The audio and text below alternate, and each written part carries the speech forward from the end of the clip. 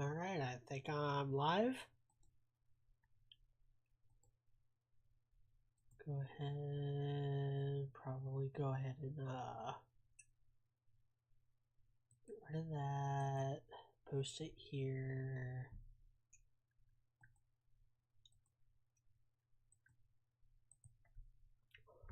Live now. It's been 6 months since I've done any kind of live stream on my channel. And everything is updated like so many times since then.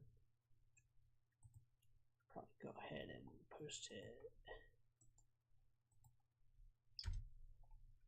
Post it here, post it here. Go ahead and close out.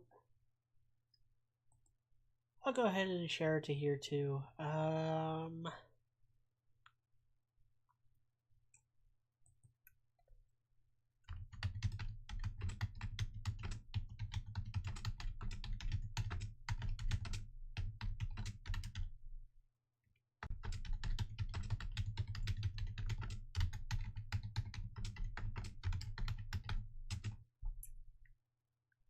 See if we can get any of these people in here. I know they're all usually at work. All right. I'll give it a minute.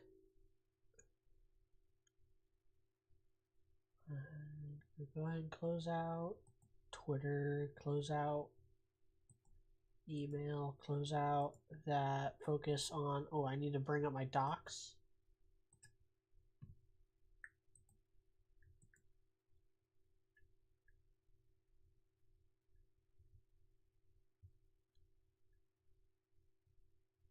I am not professional at this at all. All right. I'm ready. Welcome to a video I've been wanting to do. Just lost the stream.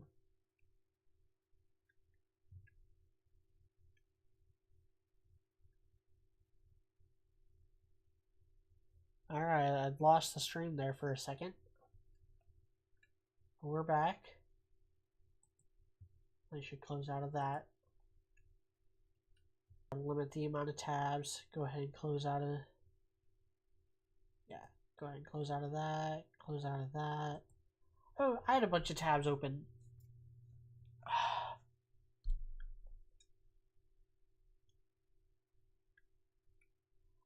Alright, I'm gonna have to keep an eye out on that because that's gonna be really annoying if it keeps doing that.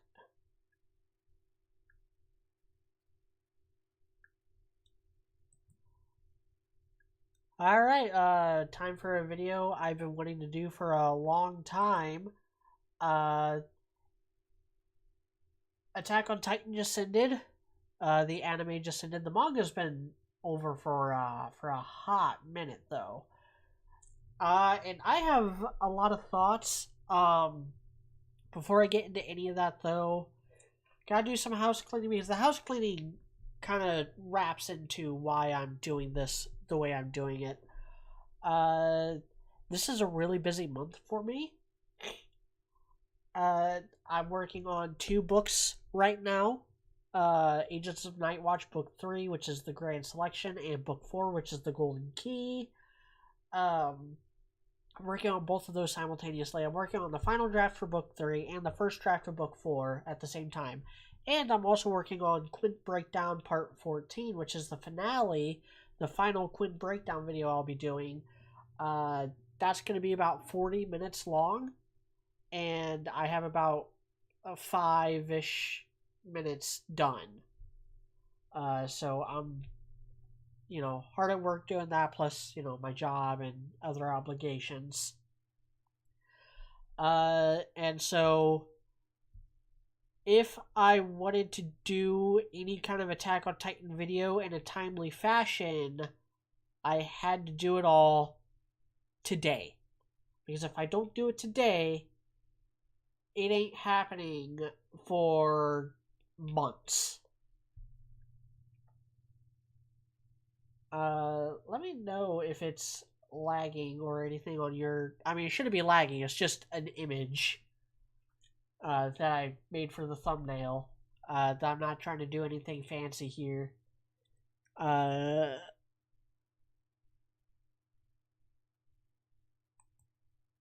uh,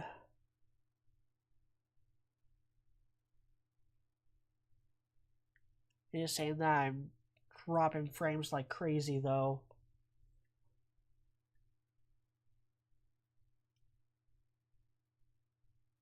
Aaron, where's the Sama? God, that joint was hilarious. I don't know what you're referring to. Um, so anyway, Attack on Titan, famous manga, famous anime, uh, and then where to begin? I have notes. I know where to begin. So I first found out about this series somewhere around shortly before the anime started. I was frequenting Crunchyroll at the time. I was in the process of keeping up with the Naruto anime, trying to rewatch One Piece. This was during one of my very, very many attempts to try to get back into One Piece since I was a kid. Uh, this was one of the failed attempts, though. And I was also rewatching Bleach. Now, I want you all to keep the Bleach thing in mind because that probably has a lot to do with some of my initial opinions. I was in college.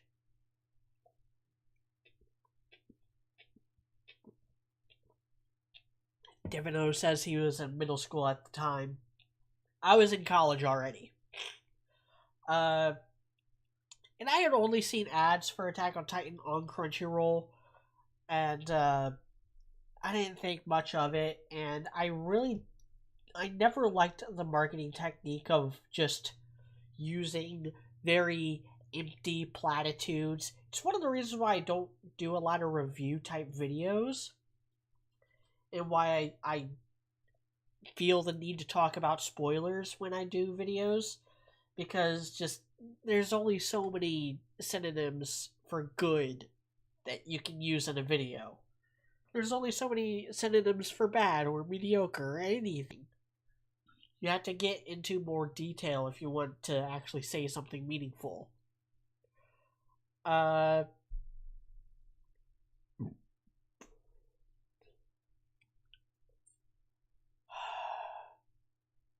all right, we're back. I'm keeping an eye on the connection, so if it says no connection on my end, I'll just stop talking for that point. That way, y'all don't miss anything. Um, so this would have been around fall 2013.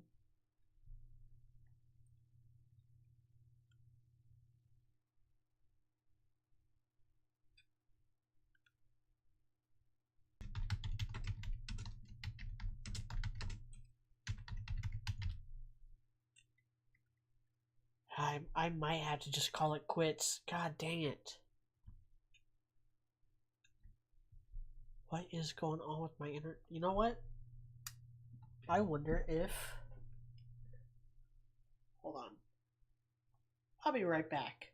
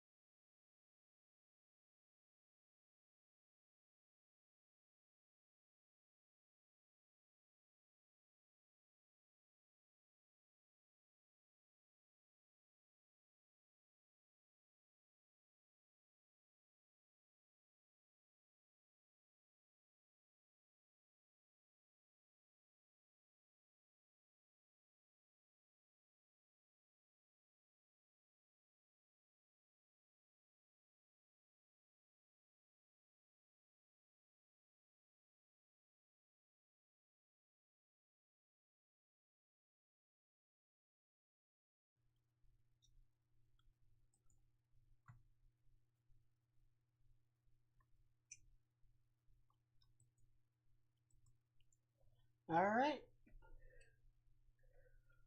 Should be back. Just had to switch routers.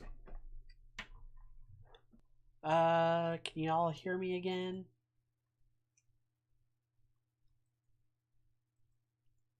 Alright.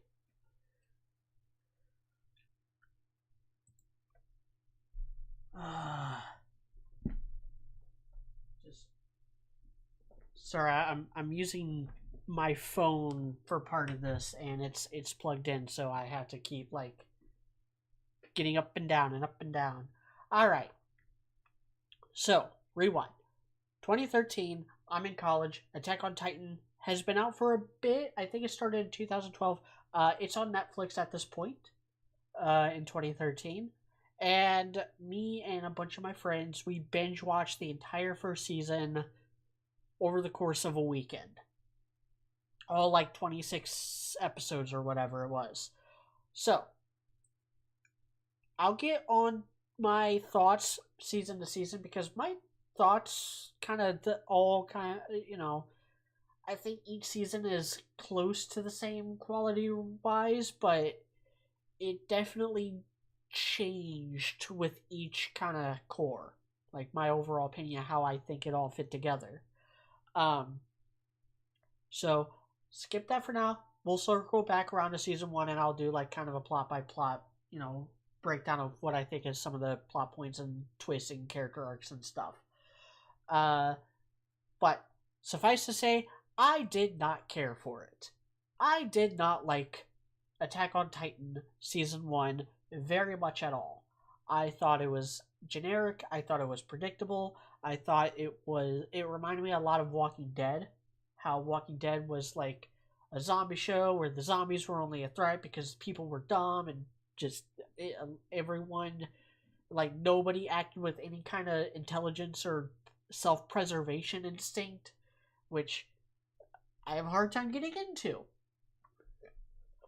And then I did a bold thing of actually predicting what would happen next in the series, and I was right.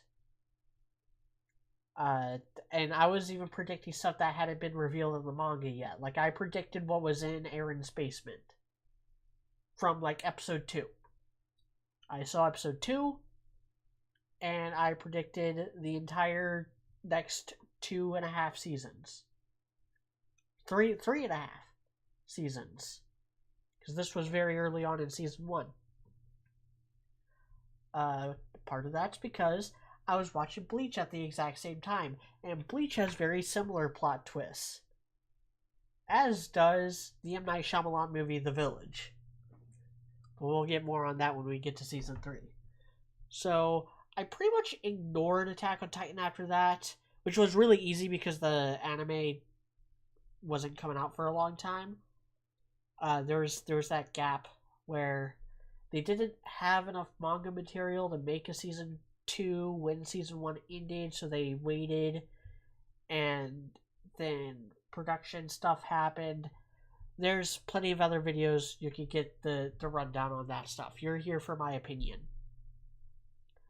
I finally, when Attack on Titan season 4, the final season, part 2, was coming out, I finally started to catch up with Attack on Titan, watched it through, caught up with the anime, finished that season of the anime, and then I got the gist of the ending in the manga.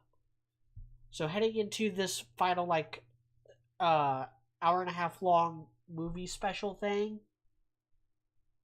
I knew who lived and who died. I knew Aaron's motivation, which Aaron's motivation was pretty clear from, beginning of season 4. So I don't know why that caught everyone by surprise. And, again, that's just, for whatever reason, I was able to peg pretty much every plot point in Attack on Titan when nobody else could, or nobody else was.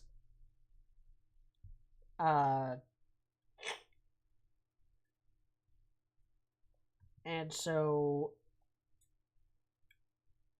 what else did I know about season 2? I knew what Aaron looked like, which I think that was actually revealed at the end of final season part 2. Um, yeah, I knew kind of just how it ended. I just didn't know the details, like how things actually played out, which is fine. You know, like I'm not averse to spoilers. I think if a plot spoiler ruins the show or ruins the story, you don't have a good story in the first place.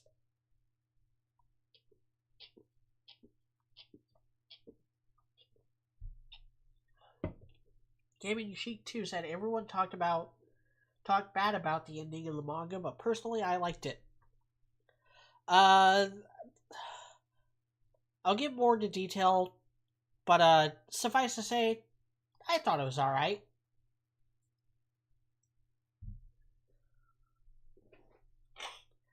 I thought the ending was fine. It really helps for me. I might just I was planning on saving this as one of my last points. I have zero sympathy for Eren Yeager. And I never had sympathy for him.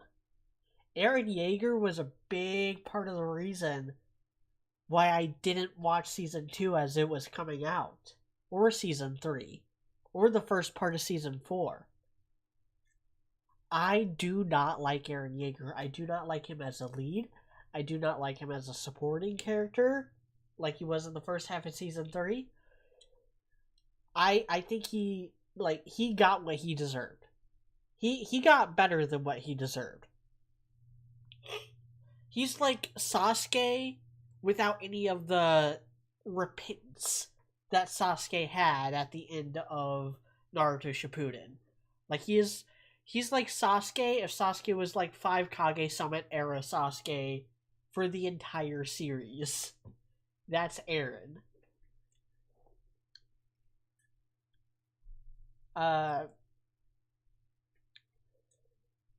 So before I get into kind of the more nittier grittier details, I wanted to point something out that I noticed. I have not sat down and actually read the manga. I've only sampled it. This is another like sticking point for me. I think in the anime the people look good. Like it's got decent character designs. Like Isayama does a lot with the uniforms that all the characters wear. Now the downside to that is that in the manga, a lot of the characters have same face syndrome. Like people give Oda, the author of One Piece, crap for how he makes all the female characters look the same. He doesn't. There's like 2 or 3 characters that look similar in One Piece.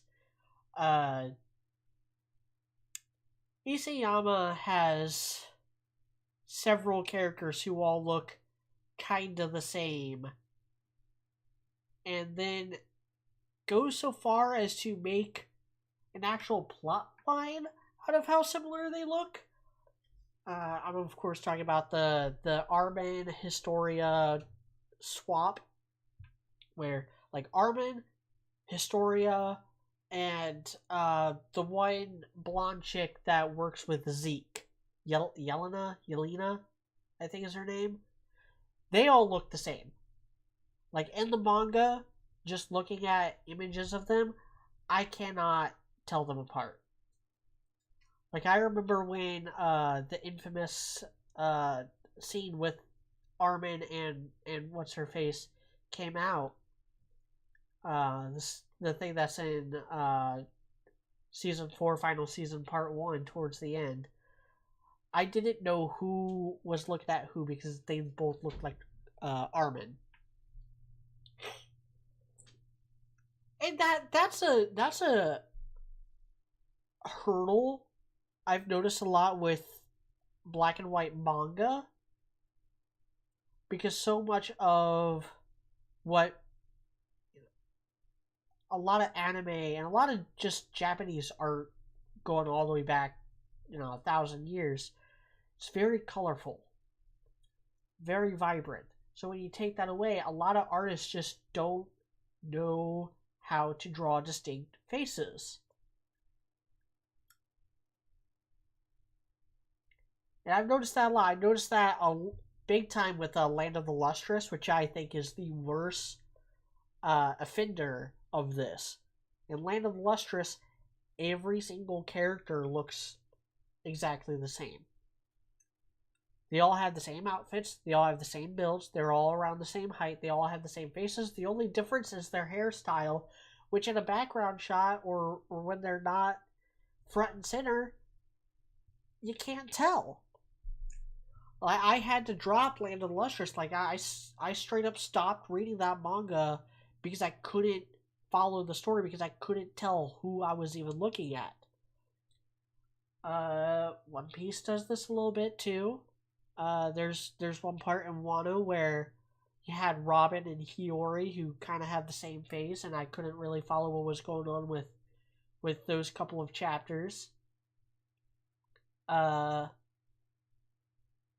some other ones that have same face syndrome. Oh, but then it's a testament to certain artists like Neji Haruba, who does quintessential quintuplets, when the five sisters canonically have the same face. They're supposed to look exactly like, yet I can actually tell them apart most of the time. Even when they're like disguising as each other, like during Scrambled Eggs, I can still tell like who is dressed up as who. Now, the flip side of that, and this is why I feel like the best version of Attack on Titan is something we're never going to actually get, because the Titans in the manga look awesome. Like, something about the Titans just really lend themselves to Isayama's art style and to the black and white manga medium. But in the anime, they look goofy. I could never take the Titans seriously. The way that they're running around like, ooh. Like they're a bunch of Down syndrome kids. And it made them seem less threatening.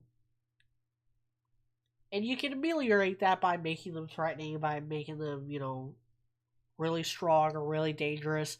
But the way that a lot of the fight scenes and stuff did that was by making the scout regiment a bunch of idiots. So I never felt like the Titans were an actual threat to humanity, which is a big problem with the entire show, especially because the whole final arc, I'm supposed to believe that these bigger Titans, these bigger, slower Titans are enough to wipe out 80% of humanity? No. First of all, getting into some of the geography of the situation. Piranhas is supposed to be Madagascar. Like, it's supposed to be the same size and shape as Madagascar, is just in this planet's northern hemisphere. Like, the whole planet of Attack on Titan is like Earth, but it's flipped upside down, where Antarctica is in the North Pole.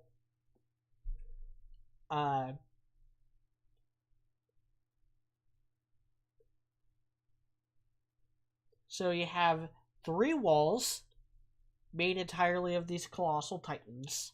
And the Colossal Titans are only 60 meters. 60 meters sounds a lot, but that means that they're about half the length of a football field. You can stack like 2 Colossal Titans. You can stack close to 3 Colossal Titans foot to head long ways and barely make a touchdown in a football field.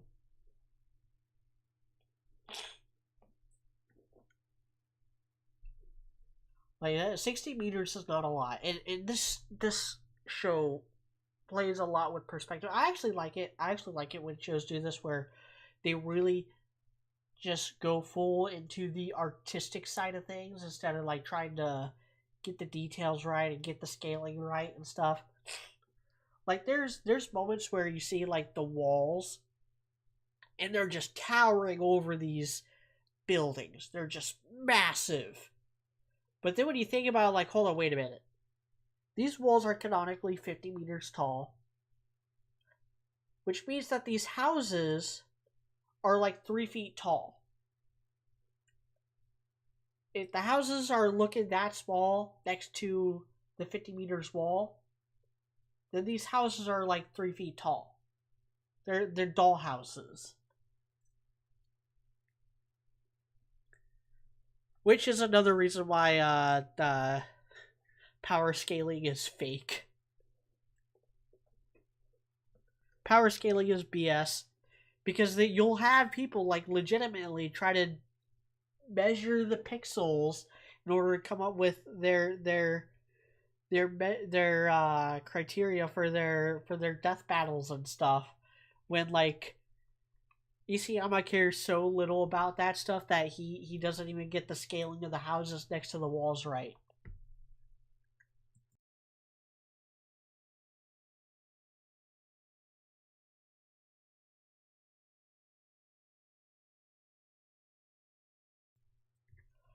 And not to say he doesn't get them, quote unquote, right. He does it the way he wanted to in order to evoke the feeling that these walls are just insurmountable.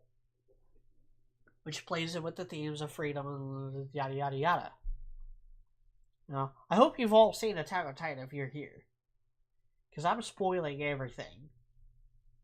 And I ain't here to do like a super like armchair philosopher debate over whether Eren was right or not. I'm just here to give you my thoughts.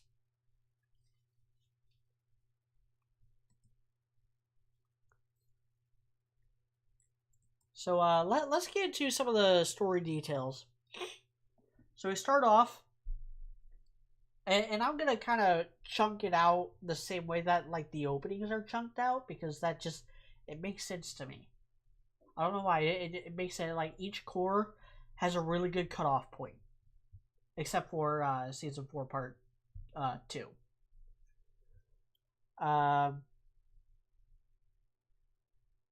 I think Attack on Titan has. Remember, I did not like season 1. I did not care for it. I did not follow it. So, I need to reiterate that because I really want to emphasize how much I mean it when I say Attack on Titan has like the best first episode ever. Like that first episode is baller. And it really, like, in a very subtle way, sets up a lot of stuff that happens at the end. And subtlety is not this show's strong suit. This is not a subtle show. This is a show where they sit down and they talk about all their motivations all at once in these really big, long-winded scenes. And they shout it from the top of their lungs. This is shonen storytelling. I know it's a seinen, I know it's not technically a shonen, but the characters are shonen. In fact, I made this observation where Eren, I already said that Eren is a lot like Sasuke. Armin is just like Naruto. And Mikasa has the same kind of like incomprehensible bug up her butt for Eren that Sakura has for Sasuke. It's the same. Like they follow a lot of the same tropes. Levi is like the Kakashi, and he's also voiced by Law from One Piece. Same voice actor using the same exact voice and stuff.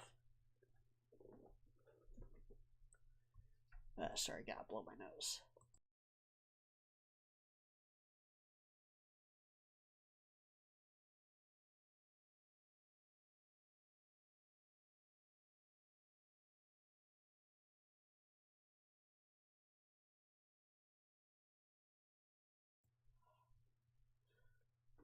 So I do think that the first part of the first season loses momentum really fast.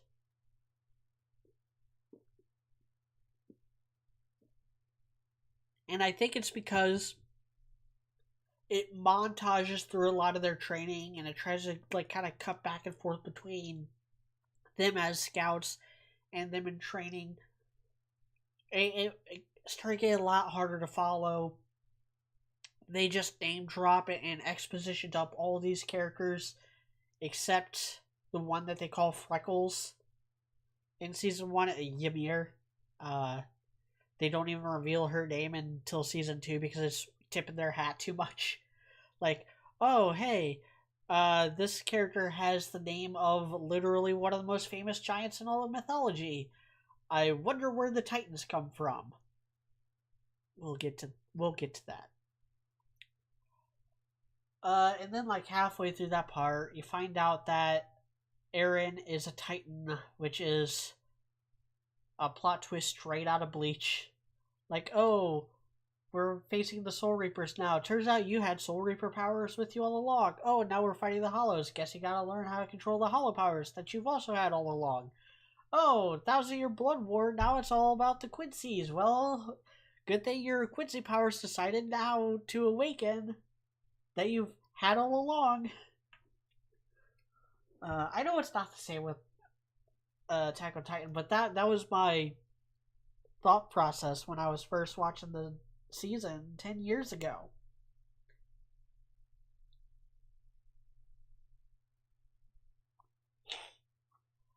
And then it got into the second half of season 1. The second half of season 1 and the entirety of season 2 suffer from the exact same problem. Everyone is a moron. Everyone. The second that Acran turned into a Titan for the first time, the instant that happened, everyone in the cast, every single person in the cast should have been asking the same question. If Acran turns into a Titan, who else can turn into a Titan? And if humans can turn into a Titan, then what are the Titans? They do not acknowledge that answer until the very end of season 2. It takes them 24 episodes to even think about asking that question.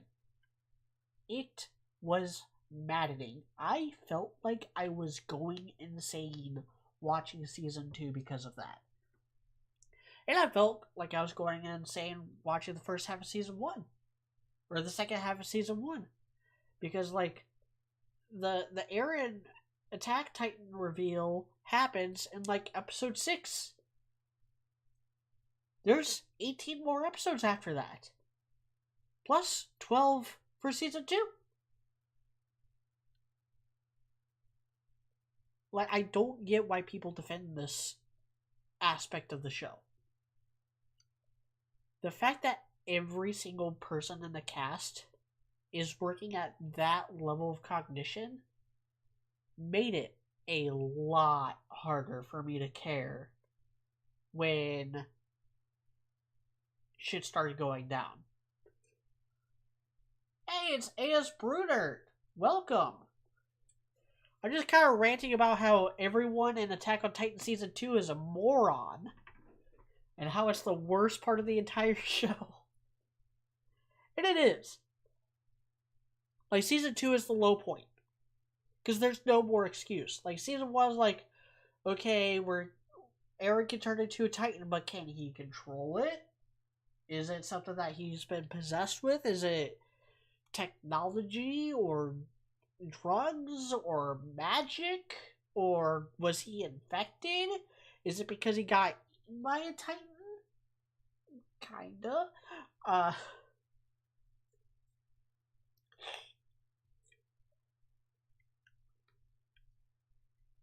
So I can totally see them being like, raising other questions and having a different, list of priorities, and Armin is able to figure out that Annie is a Titan. So kudos to Armin for figuring that out. Although he figured it out because the female Titan kind of revealed herself and used the same combat moves as, Annie. That was another thing. Like, the show's not subtle. Because another thing that started raising questions in my head was when they were doing their training, and someone like straight up asked in the cast, like someone asked, if we're learning to fight Titans, why do we need to learn hand-to-hand combat? Because they're not just going to be fighting Titans. Like, there's also the human enemies as well, and also the secret police or military police, which you can join after training. Fight people almost exclusively. Like, they use guns and stuff. They're only really relevant in the first half of season 3, though. But when you start asking, like, okay, who's a Titan, who's not, the second you start asking that question, the Riner Berthold reveal becomes really obvious. And to the show's credit, they do not bury the lead on that for very long. Like, canonically, it's like 3 days after Annie is defeated that Armin and the others figure out that, like, okay, hold on. So if Annie's a Titan, let's look at her background. Let's see who she was interacting with. Okay, she was interacting with Riner and Berthold more. So, yeah, come to think of it, Berthold does look a bit like the Colossal Titan, and Riner does have the same haircut as the Armored Titan. So, 99% sure it's them, and then they just straight up reveal it to Eren, like, Eren, we have something to tell you. I'm the Armored Titan, and Berthold's the Colossal Titan, and you need to come with us, because we have answers for you and stuff.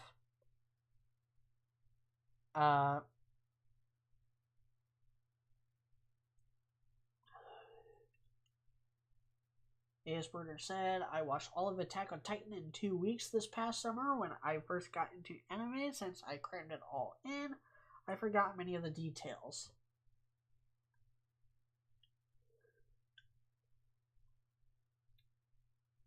Yeah, I mean, again, like, everyone in the show's kind of an idiot, and everyone certainly takes their turn on the idiot chair. Reiner and Berthold had nothing to gain and everything to lose from that reveal, so it's kind of dumb for them to do it.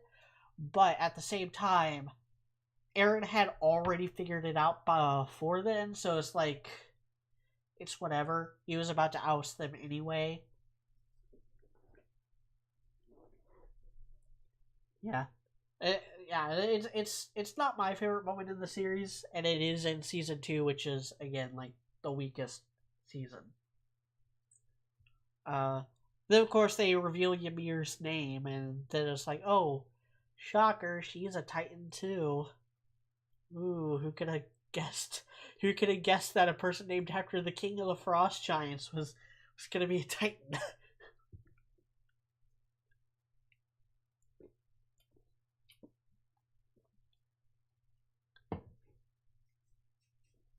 So then we get into season 3, and season 3 is when I think it really found its footing and started getting good. Because it does do the Walking Dead thing where it becomes more about the human drama. It does do, like, this political spy thriller thing. But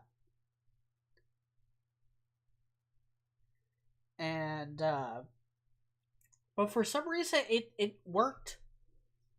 It worked for me. I think it's because Historia worked for me. Like, her story, her relationship with Ymir, the dynamic between Kenny and Levi. I don't like the Ackerman thing. I don't like how it's used to hand wave a lot of the stakes away from the story. Like, oh man, Levi literally, this happens in season 4. Levi gets literally blown up and survives because the Ackerman DNA. I don't like it when things are that easy just because of genetics. I had the same problem with Naruto, where towards the end everything was about Senju DNA. Hashirama cells solve all your problems. It's an idea I'm trying to like take apart and make fun of in my own book series, because in Agents of Night Watch you'll have this tribe of people called the Hexen Jger, who are also like the super soldier, types, and it's not that easy for them. Like, they have to get severely wounded for their powers to fully activate, and it causes like detrimental health effects. Like, I definitely like gave it a lot of kryptonite stuff in there too.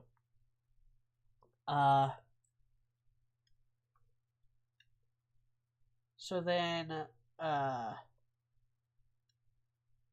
season 3 though was where the CGI implementation started getting really bad.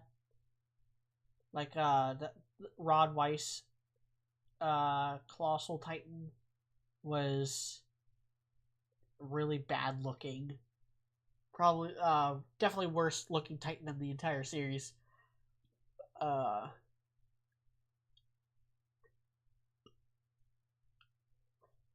Devino asked, where did the Ackerman come from? And they made it were they made in a lab or something? I don't think it's ever explained. I think the only explanation we get is that, like, way back in the day, the King Fritz lineage needed bodyguards to help like defend against rogue titans or whatever, and the Ackermans kind of rose in response to that. They're like genetically predisposed to being super loyal to whoever they imprint on. Mikasa imprinted on Eren, Levi imprinted on Erwin, or at least that's the implication. But yeah, I don't know the whole like story there. It does. I think the problematic messaging in Attack on Titan is overblown, but it is a little weird that so much of the Eldians and the Marleyans are referencing Germany and particular 1940s Germany, and you have a literal like family of Ubermenches running around. I think that might have been construed as problematic by some people, but I don't care. I don't care about that. Like, it's very obvious coding with the Eldians being treated like Jews, but Marleyans being very authoritarian.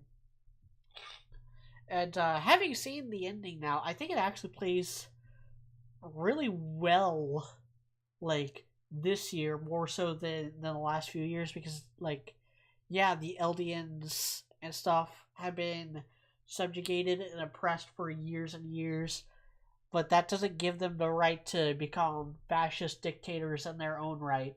Like, that was the thing. Like, some of the reveals of season 3, I really liked that the ancient Eldians, King Fritz and the original founding Queen Ymir, the founder Ymir, were tyrants. They were a fascistic, militarized, barbaric tribe of people who were overthrown by the Marleyans, and the Marleyans, it was the Tiber family helping them out, along with a couple of the other Titans that helped overthrow the founding Titan at that time, as well as any of the other Titans that were joining in.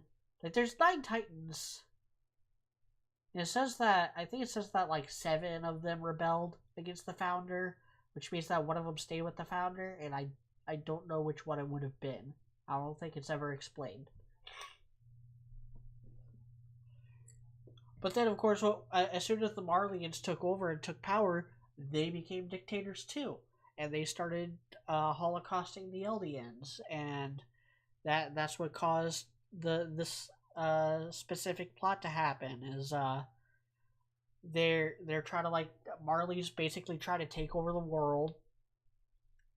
They're getting worried that technology is catching up and starting to make Titans obsolete, and so they're trying to, like, get Paratus for its resources and take the Founding Titan and use the Founding Titan to create a pseudo rumbling in order to finish conquering the world before technology catches up. And I like that. I like that because it's absurd already that, like, the rumbling would even be an apocalyptic level threat, because it's like a couple thousand Colossal Titans max. Like, that, just how many Colossal Titans could there feasibly be within Madagascar? Because they all had to fit on Madagascar, and they're supposed to be marching, across 80% of the world in like 3 days. No, I don't buy it. But I'd buy it a lot less if the technology level of Attack on Titan wasn't so low. Because, and I've seen videos analyzing this before, like, if something like the rumbling happened in modern day, it would be over in a matter of minutes. Like, it would just take a couple jets to vaporize thousands of Colossal Titans in a single bombing run.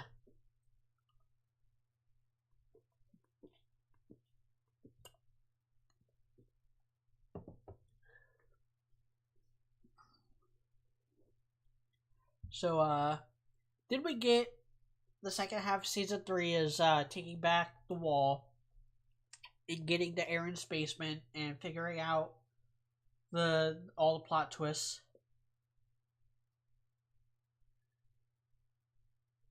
Yeah, Hisbert pointed out, once the circle expands, they'd spread out and there will be big gaps. Yeah, exactly.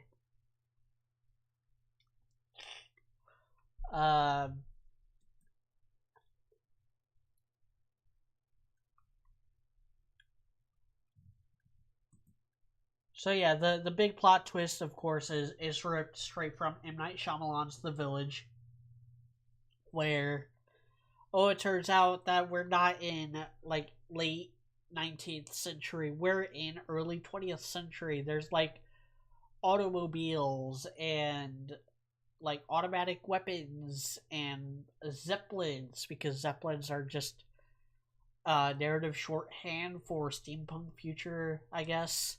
I don't know where that cliche comes from, but it is an old cliche. Like, I want to say it comes from, like, a Jules Verne book or something, because I've seen that as a thing for a long time. And of course, like, humanity's not dead, outside the walls. That was really predictable. Like I said, I pretty much predicted everything. I predicted that Aaron's dad was from outside the walls, and he injected Aaron with Titan serum, and that's why he could turn into the Attack Titan. This is another, like, little minor gripe I have, is that there's 9 Titans and they're all supposed to be distinct, but a lot of their powers overlap. Like, there's no real distinction between like the Attack Titan and the female Titan, except, like, one's a masculine and one's feminine. And then they all can harden.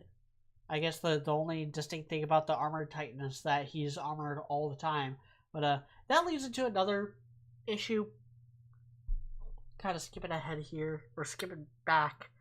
I really like the rivalry between Aaron and Riner on paper, The problem is that Riner never gets a W.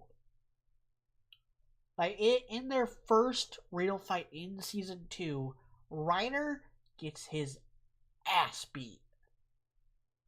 And every single time that Riner throws down with Acran or any of the other Titan shifters, he just loses.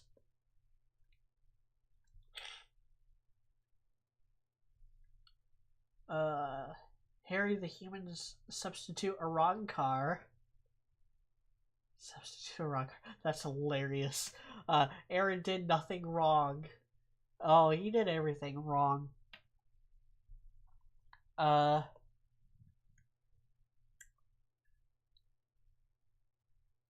yeah, like, Attack on Titan Season 3, it was still predictable, but something about the way the story is presented, it worked.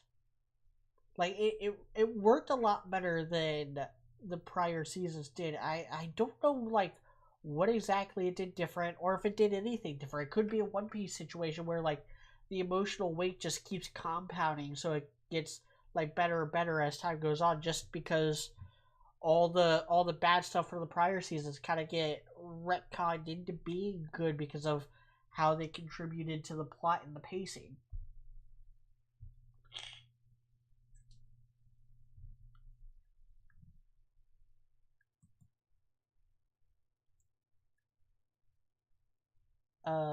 So then we get Season 4, which is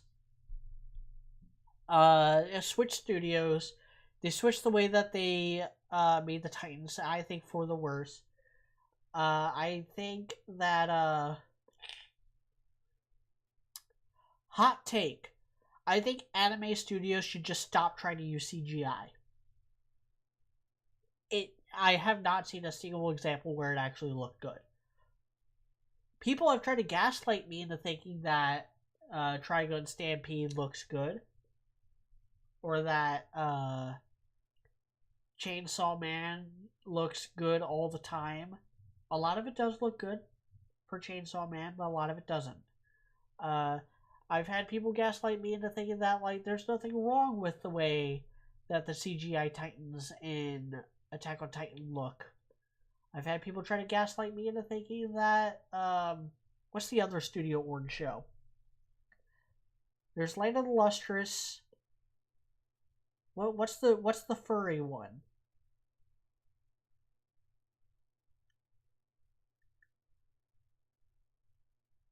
Can't remember.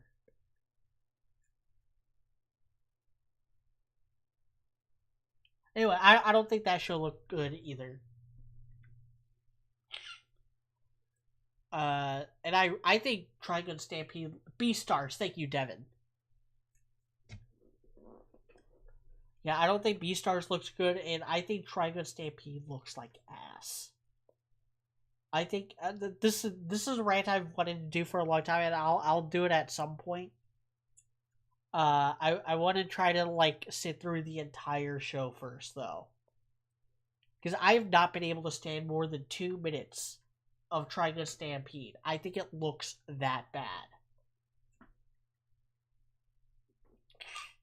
And it's not even like the CGI itself in a vacuum looks bad.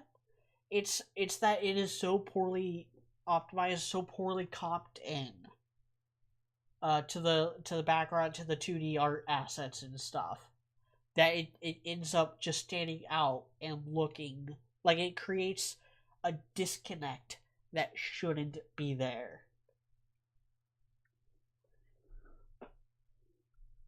Harry the Human substitute Arankar said Riner is mixed Eldian. Of course his Titan is weaker. Pure blood Eldian.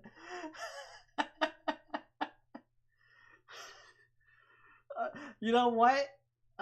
Substitute Arankar for Harry, if you would rather go by that. That's my headcanon now too. Riner is weaker because he's not a pure blood Eldian. Aegis Joycap said, AOT, where did you go so wrong? I don't think it went wrong. I think it actually went right. You were here earlier, but I think the first few seasons of Attack on Titan are not good. I think it got better as it went along. Reiner is a cuck and Aaron is a Chad. Reiner commits war crimes and then cries about it. Aaron says, "Oh, you want war crimes? Fine then. The world wanted war crimes. They made the bed they can sleep in it." No, Aaron's a piece of crap. Like he is a garbage person. Like you lose sympathy when you are willingly killing children. Like Reiner has the excuse of he was a child soldier following orders. Aaron was not following orders. He chose to do that of his own volition. Hey, Coop. Real AOT fans stopped watching after the first season. I mean, I did for a long time. We've talked about this though. You and I have talked about this. How I ignored it for like 10 years.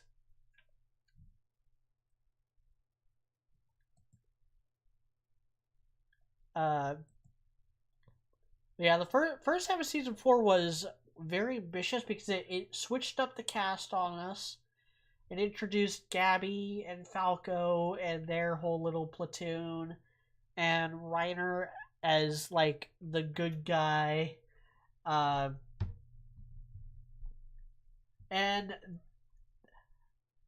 that was, it's a really difficult creative choice. I can't think of very many that have tried to like really like make you hate a villain and then make you sympathize with them in the next season. Like this is kind of what The Last of Us Part 2 tried to do, and Last of Us Part 2 did not succeed in doing this as well as Attack on Titan did.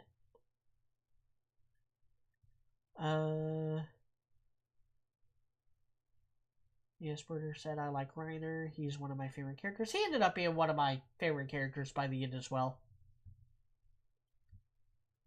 I had an entire segment in my recently scrapped Xenosaga video on AOT and the dangers of the monster of your own making, cautionary tales.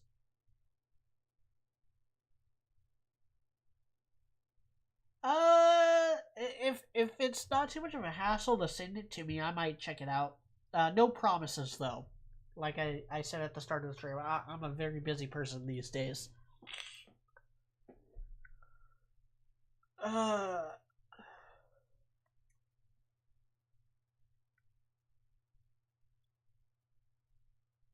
Yeah, Harry, like that's the thing. Like I really, my next Attack on Titan hot take for the day. I really like Gabby. I think Gabby is my favorite character. And the only thing I knew about her going in is that everyone hated her. But everyone hated her for stupid reasons. I think this is one of those things where, like, people don't actually have good reading comprehension. Like, they don't have good, like, media literacy skills a lot of times. Because, like I keep saying, like, Attack on Titan is not subtle.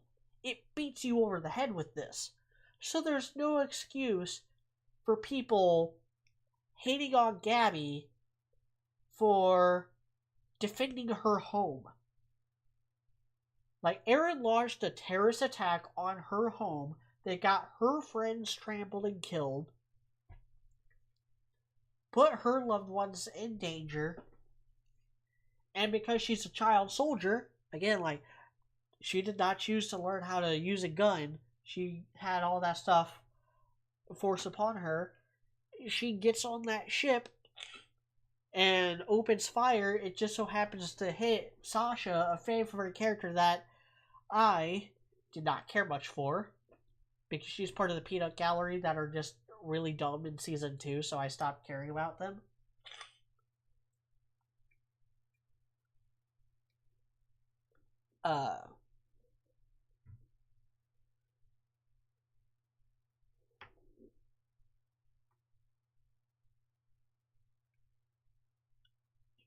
Sorry, I'm reading the comments now. You have to feel guilty about your ancestors did evil race genes.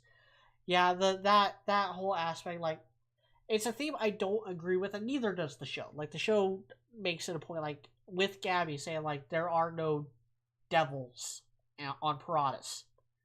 There are no devils here. There's just more men and women full of anger and hatred. And it's up to the future generation to break the cycle. Because Aaron's not going to.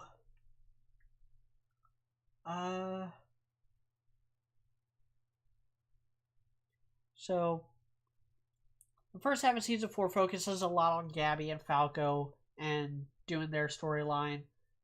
Then, the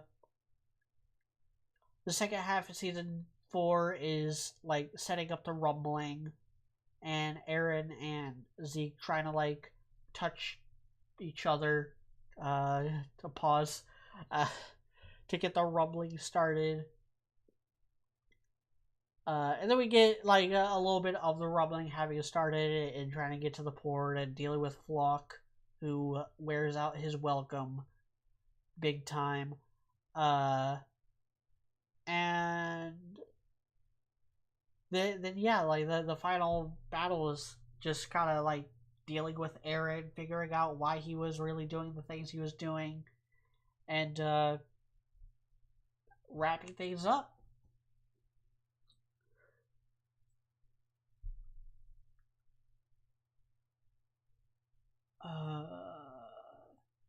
Thinking that I'll look for it later. I have Discord closed out right now.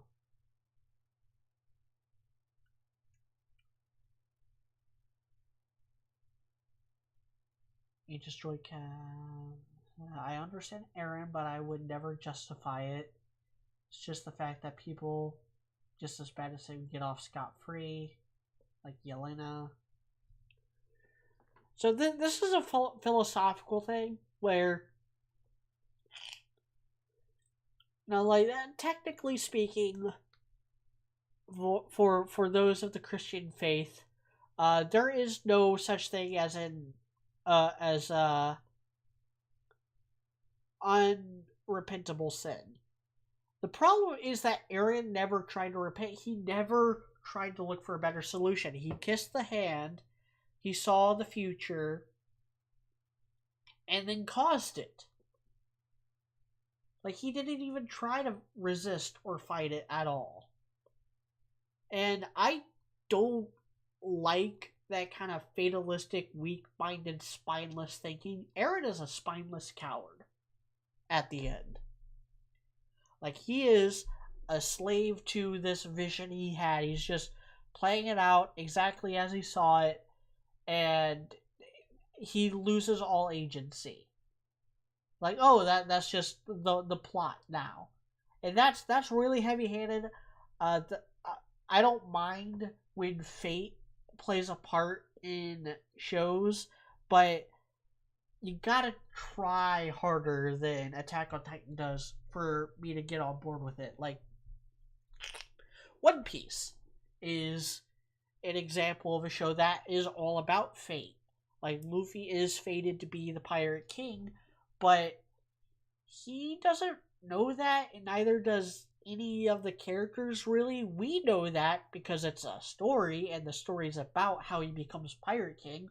Like, we know that's how the series is going to end. We've known that since chapter 1, and so we, the audience, and the narrator is kind of clued into the same fact, but anytime fate interferes, it's done in a way that makes sense for the characters.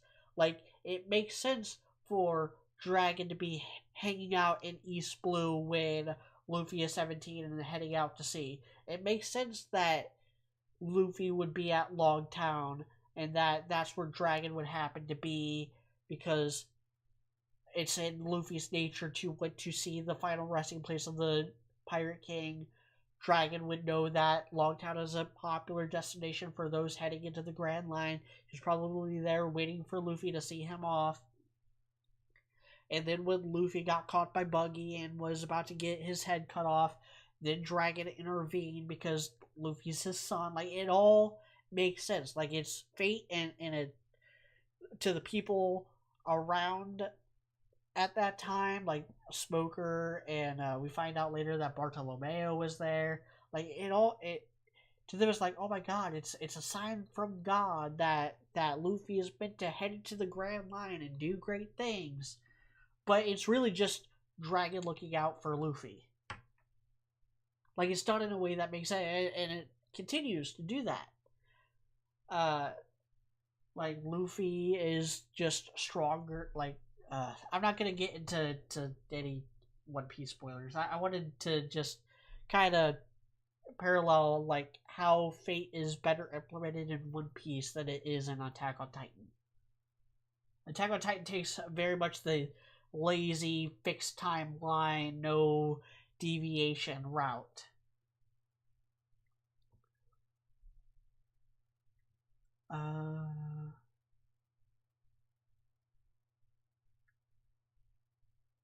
Harry said, "Thing is, I like Aaron and I like Gabby because they both learn the reality of the world. One realizes that people don't deserve to be punished or how they were born."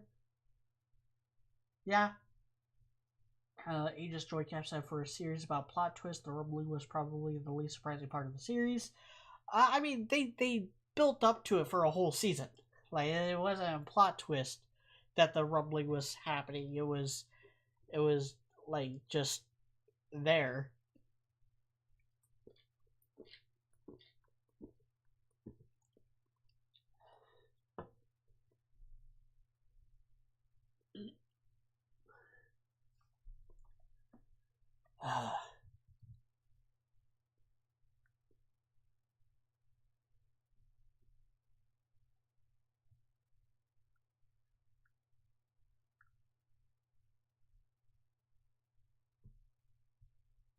I had to contest you on Aaron not finding a better solution because no one pulls him over on it. The Honest is just as much on his friend as is on him. Maybe, like, Aaron doesn't even try, though. Like, Aaron is literally the one who saw everything, and he's not telling anybody what he saw. And the only solution to that, the only explanation is that the end game of wiping out 80% of humanity and then dying is what Aaron wanted all along. That's the only explanation for why he doesn't even, like, question it.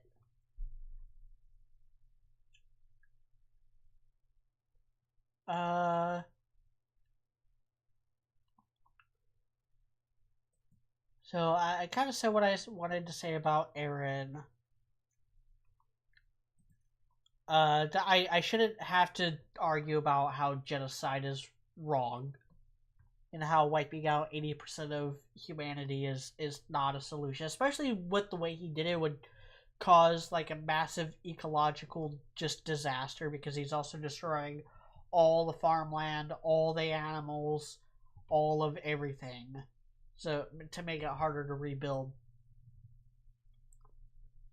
And that's on top of, like, just not buying the fact that a couple Colossal Titans marching around would even cause that much damage. Well, I'm gonna wrap up here. Because I don't have a whole lot of thoughts on the other characters. Like, I have a bunch of points for, like, okay, Mikasa. I have no opinion. Like, she's there. She's there. She kicks a lot of ass. She's really strong and skilled and loyal to Eren until she's not. And,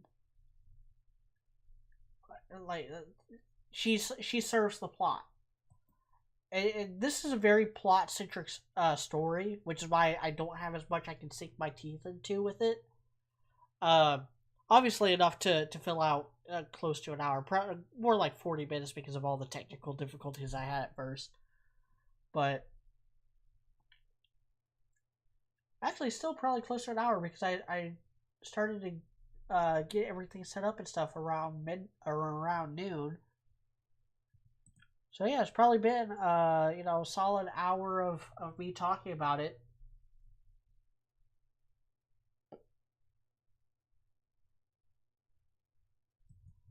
Uh, like I liked a lot of these characters. Like I liked Riner and Armin and Historia until she ceased to be relevant. Um, I do have some problems with the ending, particularly with uh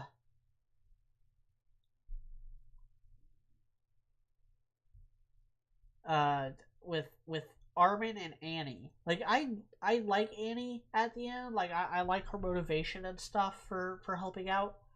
And I get why she would like Armin. Because Armin visited her. What I never got was why Armin was visiting her at all. Now I've seen a lot of people accuse this of like, oh, people like Armin and Annie because their little interaction in season one, and so people were shipping them, and then Isayama just like submitted to that fan desire. I give Isayama a lot more credit than that. I think he's a lot bolder writer than that, to where he wouldn't just give the fans what they wanted. If he was the kind of writer to throw out his plans and give the fans what they wanted, he wouldn't have made Eren go through that much of a heel turn. Uh,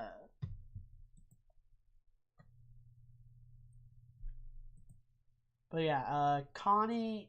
Oh, I have a note here for Connie. Like Connie was almost my favorite character because he almost figured it out in season two, and then all the other characters gaslit him into second guessing himself.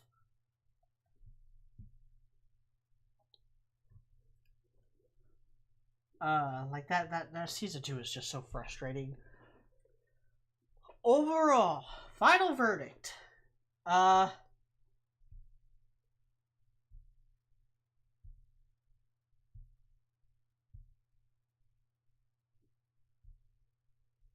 I like Attack on Titan. It probably does crack my top 30 anime now.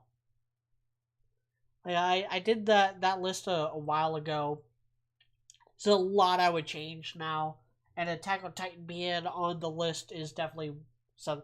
Like in fact, I wouldn't even change my list really. I mean, I would because of other shows I've seen, but I literally just kicked this in and kicked Demon Slayer off because Demon Slayer has only gotten worse and worse as time's gone on, and Attack on Titan got better and better. Like I ended up really digging the ending. Like I had my problems with it, like mostly with just the convenience, the implementation of fate, and Eren being a character that I found really frustrating. But other than that, like it's a solid show. Like I definitely recommend it.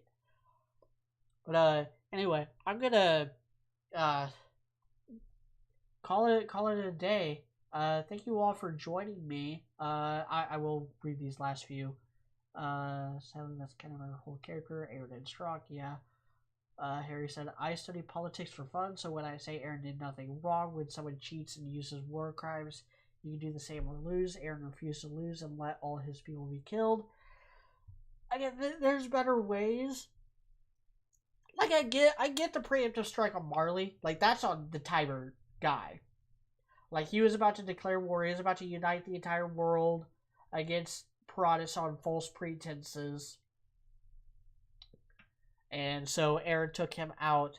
Um, but then you can't. But like when you attack someone's home, they have a right to defend themselves. Like that's rules of engagement. So Eren had a right to defend his home when it was Zeke, Reiner, Bertholdt, and them attacking. He had a right to defend by any means necessary, and then they had a right to defend Marley by any means necessary after he initiated that attack. Like he could have found a peaceful solution or whatever, or what ifs. But then you wouldn't have a show, probably, at that point.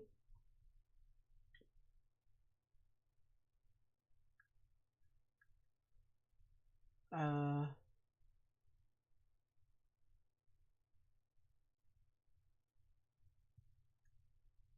yeah, I mean,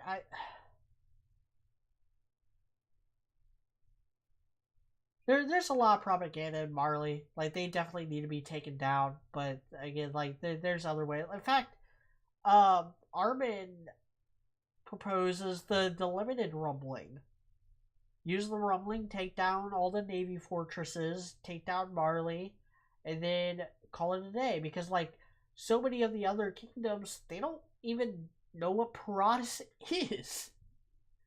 Like, you have a whole rest of the world that doesn't even really know what the Titans are.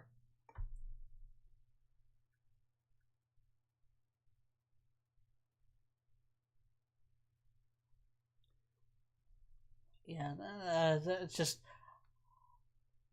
as a pacifist, I just vehemently am against genocide and war of most descriptions. Uh, I think stronger men turn the other cheek and defend their homes without doing preemptive strike that slaughters children. But that's just me. Anyway, I'm gonna end it here. Starting to get a bit of a dehydration headache, so gonna go work on some other stuff. Thank you all for watching. Buy my books. There should be a link in the description for my books. Um, and keep an eye on the YouTube channel. I'll have more content out by the end of the month. Uh, and yeah, that's all I have for you. Y'all have a good day.